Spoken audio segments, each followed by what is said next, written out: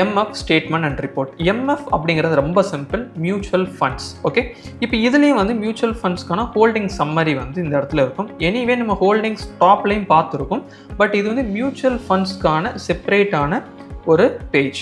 இந்த இடத்துல நீங்கள் வந்து என்ன ஸ்கிரிப்ட்ஸில் இன்வெஸ்ட் பண்ணியிருக்கீங்க, என்ன ஃபார்மேட், எஸ்ஒஏவா டிமேட்டா. இப்போ இந்த இடத்துல பார்த்தீங்கன்னா டிமேட் அப்படின்னு இருக்கும். So overall profit and loss என்ன அப்படிங்கிறது எனக்கு இந்த இடத்துல வந்து ஷோ ஆகும். இதுக்கு அடுத்து ப்ராஃபிட் அண்ட் லாஸ் ஸ்டேட்மெண்ட். இந்த இடத்துல நீங்கள் ப்ராஃபிட்ஸ் புக் பண்ணியிருக்கீங்க, லாஸ் புக் பண்ணியிருக்கீங்கன்னா மட்டும்தான் உங்களுக்கு இந்த இடத்துல வந்து ஷோ ஆகும். இதுக்கு அடுத்து என்ன அப்படின்னா இஎல்எஸ்எஸ் ரிப்போர்ட், அதாவது ஈக்விட்டி லிங்க்ட் சேவிங்ஸ் ஸ்கீம் அப்படின்னு சொல்லுவாங்க. ஸோ ஒருவேளை நீங்கள் அதில் இன்வெஸ்ட் பண்ணியிருக்கீங்க அப்படின்னா உங்களுக்கு அதுக்கான டீட்டெயில்ஸ் வந்து இந்த இடத்துல ஷோ ஆகும். இதுக்கு அடுத்து இருக்கிறது ஆர்டர் ஸ்டேட்மெண்ட்ஸ், அதாவது மியூச்சுவல் ஃபண்ட்ஸ் ரிலேட்டடாக நீங்கள் பண்ணியிருக்க ஆர்டர்ஸ் அண்ட் அதுக்கான டீட்டெயில்ஸ் வந்து உங்களுக்கு இந்த இடத்துல ஷோ ஆகும்.